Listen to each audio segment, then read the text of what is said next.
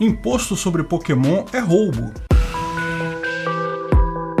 Esse é a Visão Libertária, sua fonte de informações descentralizadas e distribuídas. Finalmente, uma boa decisão do STF. STF ANCAP confirmado. A ministra Carmen Lúcia determinou que o governo não pode cobrar impostos sobre o jogo de cartas Pokémon Trading Card Games, ou TCG, ou em português, cartas para jogos de trocar. O jogo Pokémon TCG é um jogo de cartas bastante complexo com várias variações e formas de jogar. O jogo em si é vendido por preços que variam entre R$50 e R$300 dependendo da edição, e além disso você pode comprar pacotes avulsos por preços a partir de R$15. Lógico, imposto é roubo, sempre, todas as vezes. Toda cobrança de impostos é indevida. Portanto, cobrar impostos sobre cartas de Pokémon também é um absurdo e a decisão está perfeitamente alinhada com a ética libertária. Mas sabemos que o governo não costuma concordar com isso. Na visão deles, imposto é algo importante. Você deve coisas ao governo simplesmente por ter nascido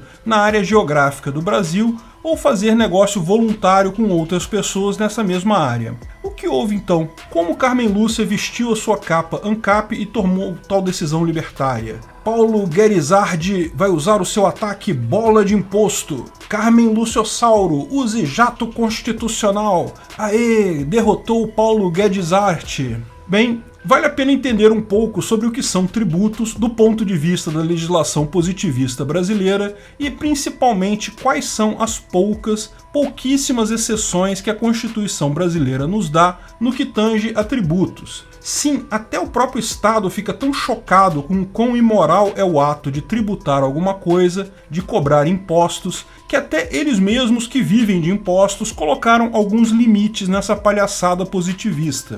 Importante ressaltar que nada do que eu falar aqui é consistente com a ética libertária. Do ponto de vista libertário é muito simples. É ilegítimo iniciar violência contra pessoas pacíficas. Imposto é exatamente isso. Você usar violência, você pegar patrimônio de alguém que é uma pessoa pacífica, que não está fazendo nada de errado. Isso é profundamente antiético. Porém, pode ser algo interessante entendermos como os positivistas encaram essa coisa para a gente saber o que tem nisso daí, né? Eventualmente, até você pode se safar de pagar algum imposto usando esse tipo de conhecimento. Na visão estatal, a Constituição é aquele documento que materializa o contrato social, um suposto contrato que todos nós supostamente assinamos com o Estado, mas que nenhum funcionário público até hoje conseguiu me mostrar uma prova que eu consenti livremente com esse tal contrato. A Constituição é chamada carinhosamente pelo pessoal do direito como CRFB/88, Constituição da República Federativa Brasileira de 1988. Mas nós, ANCAPs, preferimos o significado caralhada de rabiscos para fuder brasileiros desde 1988. Pois bem, CRFB descreve essa coisa de imposto a partir do artigo 145.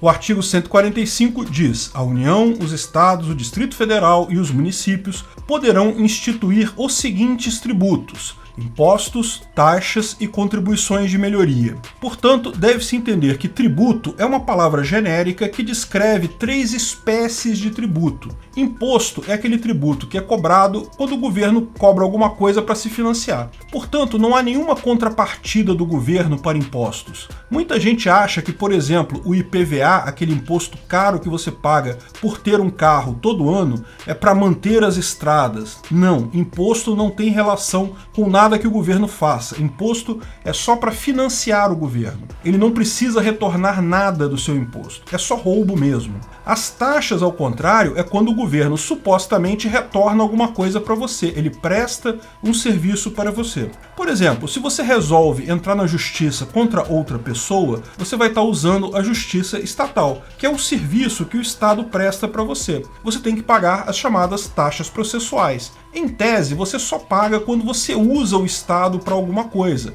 Deveria ser algo voluntário, você só usa quando você quer. O problema é que muitas vezes o Estado te obriga a pagar uma taxa, é mesmo. Por exemplo, se você quer abrir uma loja, você precisa ter um alvará para sua empresa. Mas isso não é um serviço que você voluntariamente está pedindo ao Estado. O Estado te obriga a ter um alvará. Então você é obrigado a pagar ao governo para abrir a sua empresa em última análise. Existe uma zona cinzenta, portanto, entre imposto e taxa. Contribuição de melhoria é algo ainda mais esdrúxulo, felizmente é pouco usado aqui no Brasil. Os artigos seguintes da Constituição estabelecem que matéria tributária tem que ser aprovada por lei complementar, que é uma lei um pouco mais difícil de aprovar do que a lei ordinária. Portanto, aqui já tem o primeiro limite. O governo não pode instituir um imposto, por exemplo, usando uma medida provisória, ou mesmo uma lei ordinária, apenas a lei complementar. A diferença é que a lei ordinária é aprovação por maioria simples no Congresso. Na hora de votar, se mais de 50% dos deputados presentes na sessão votarem sim, aquela lei é aprovada. A lei complementar, por outro lado, exige maioria absoluta, ou seja, tem que ter o voto de mais de 50% de todos os deputados, independente de quantos estão presentes na sessão. Veja a diferença. Suponha que, numa determinada sessão, 300 deputados estão presentes. Se forem votar uma lei ordinária, essa lei precisa de 151 votos. 50% seria 150, como precisa mais do que 50%, seriam 151 votos para aprovar uma lei ordinária. Agora, para aprovar uma lei complementar, precisaria de 50% do total de deputados. Como são 513 deputados no total, a lei complementar precisa de 257 votos favoráveis para ser aprovada. Não interessa quantos deputados estão presentes. Mas as principais limitações ao direito de tributar estão no artigo 150. É vedado à União, aos estados e aos municípios, e aí elenca um monte de restrições e limitações sobre como os impostos podem ser cobrados. Hoje, vamos nos concentrar no inciso 6º. É vedado instituir impostos sobre. E aí, novamente, tem uma lista de coisas que o governo não pode taxar. Esses itens a seguir, advogados gostam de chamar de alíneas, para ficar mais chique, né? Eles estabelecem várias exclusões. O que nos interessa é a alínea D: livros, jornais, periódicos e o papel destinado à sua impressão. Olha que bacana, o governo não pode taxar livros. A ideia é que livro é um negócio importante, o governo quer que a população leia mais, porque a população que lê mais fica mais inteligente, ganha mais dinheiro e assim paga mais imposto para o governo. Não tenha dúvidas, todas as concessões aqui têm um objetivo único, como tudo mais no Estado, de ao final roubar mais dinheiro ainda do povo. Eles apenas entendem que é mais inteligente deixar para roubar mais adiante. Aí você pode pensar, olha, não está falando nada de jogo de cartas aqui, não está falando nada de Pokémon, como é que a Carmen Lúcia achou que isso aqui tinha alguma coisa a ver com cartas de Pokémon? Bem, uma das técnicas de hermenêutica constitucional, hermenêutica é a arte de interpretar texto,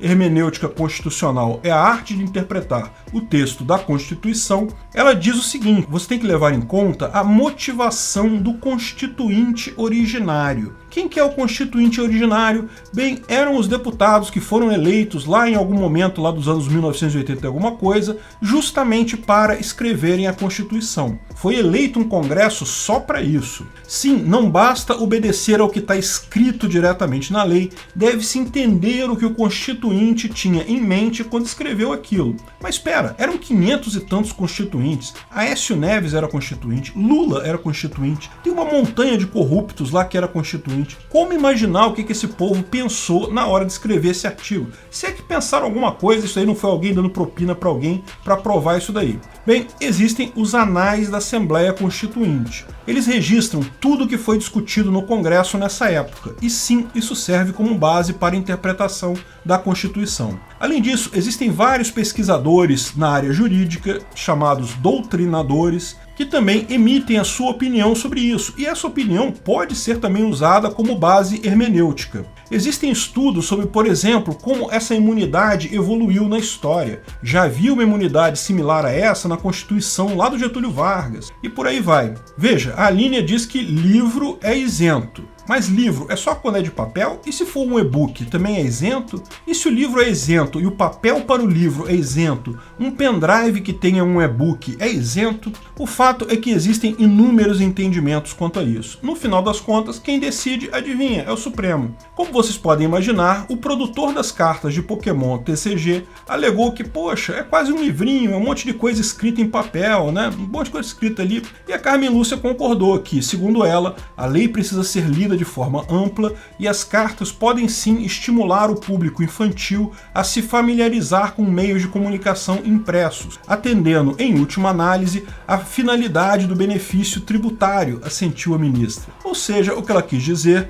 é que crianças brincando de Pokémon TCG vão se acostumar a ler coisas em papel e isso pode ajudar elas a ler livros no futuro. Olha que coisa bacana. Mal sabe ela que quem joga Pokémon TCG tipicamente é adolescente, adulto, jovem. Criança raramente se interessa por Pokémon. Bom, você pode concordar ou discordar do valor das cartas Pokémons para incentivar a leitura, mas lembre-se, em decisões passadas já se admitiu até que álbuns de figurinhas também são isentos conforme essa linha. Então, meu amigo, é perfeitamente justo. Enfim, na minha visão puramente filosófica, o mundo é um grande livro, onde nós aprendemos coisas novas a cada dia. Cada dia de nossas vidas é uma página que viramos com aprendizados e novas ideias. Sim, a nossa vida é um livro. Exatamente por isso, 100% das coisas que fazemos deveriam ser enquadradas como imunes a impostos, conforme o artigo 150, inciso 6º, a linha D, imposto é roubo.